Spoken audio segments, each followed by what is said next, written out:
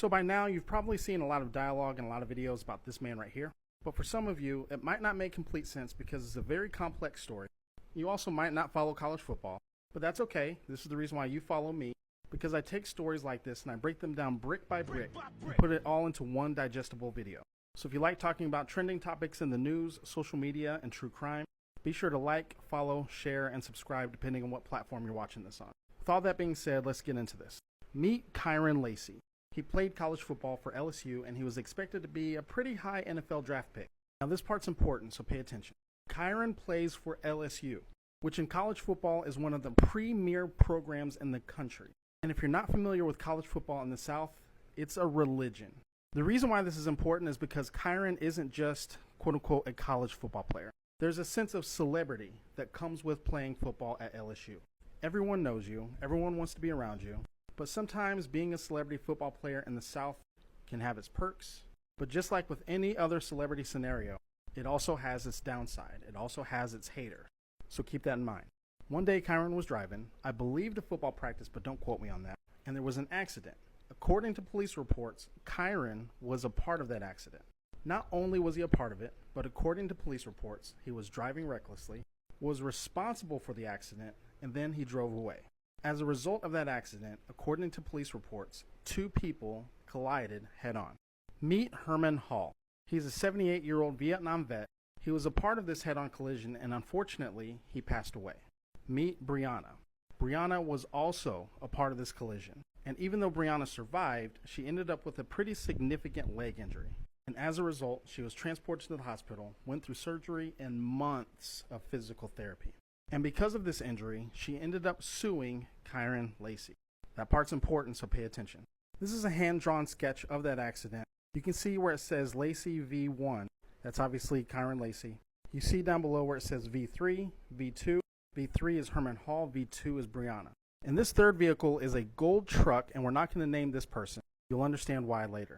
According to police reports, Kyren drove into oncoming traffic trying to pass 4 different vehicles. When he did this, according to police reports, he narrowly missed the gold truck, swerved back into the proper lane at the last second, which caused the gold truck to slam its brakes, which caused Briana to drive into oncoming traffic to avoid the gold truck, which caused the collision which took Herman Hall's life and injured Briana significantly. And then, according to police reports, Kyren drove off.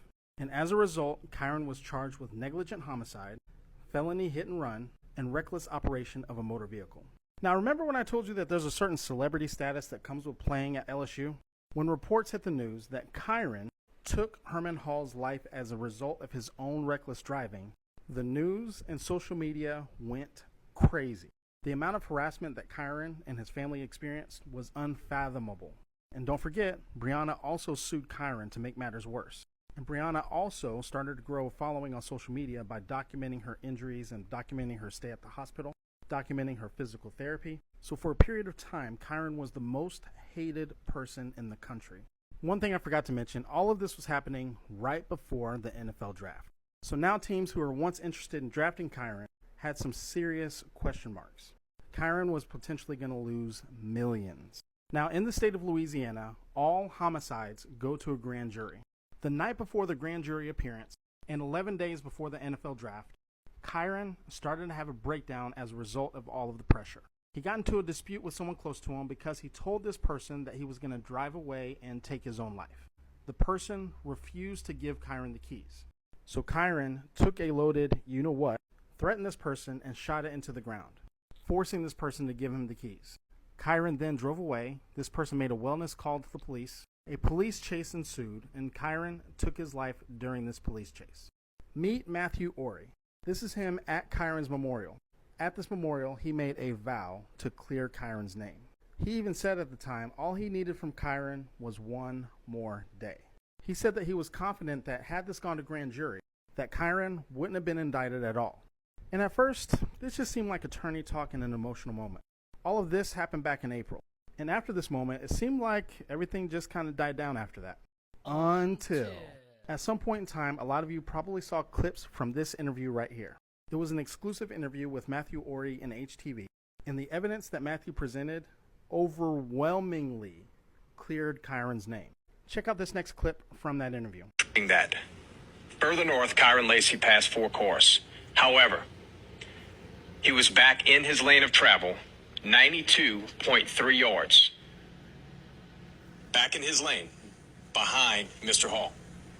At the time of impact, he's 72.6 yards behind the vehicles at the time of impact. Keyword, behind the vehicles.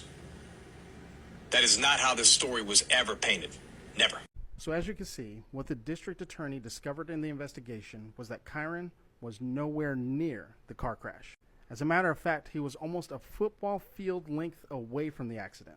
But here's the thing. This video wasn't even the most egregious portion of the investigation.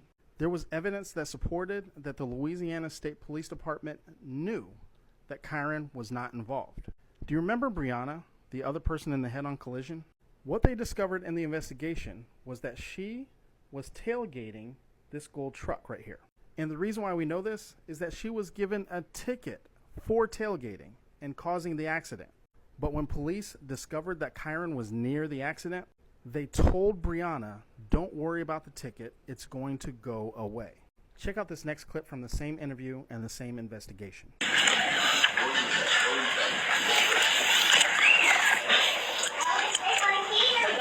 Hi, sir. So, look, don't worry about filling any of this top information, like your name, your address. Don't worry about any of that. Just right here, if you could, I'll just have you write exactly what you saw. Just make sure to include, where you were. I don't even know what the name of that highway. It's Highway 20. Highway 20. That you just. All right, maybe my wife gonna figure out right.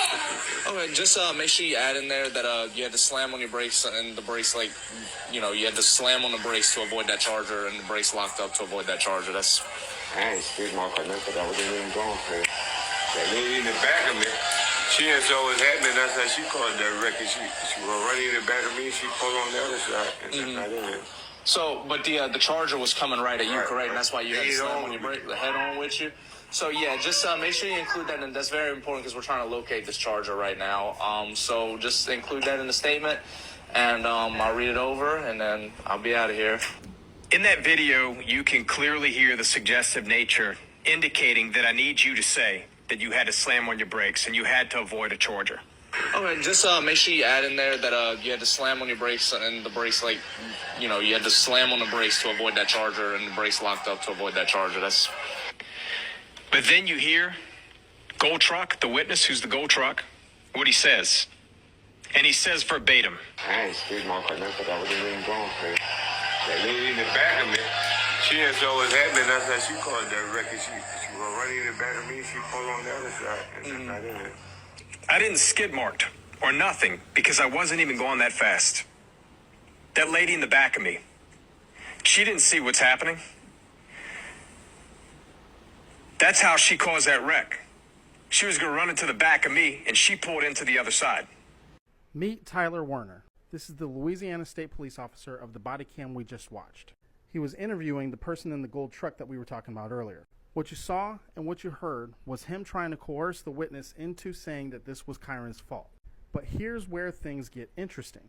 Matthew noticed that the statement given in the Bodycam and the statement that was turned in with the police report didn't match. And not only that, but the witness in the gold truck refused to sign it.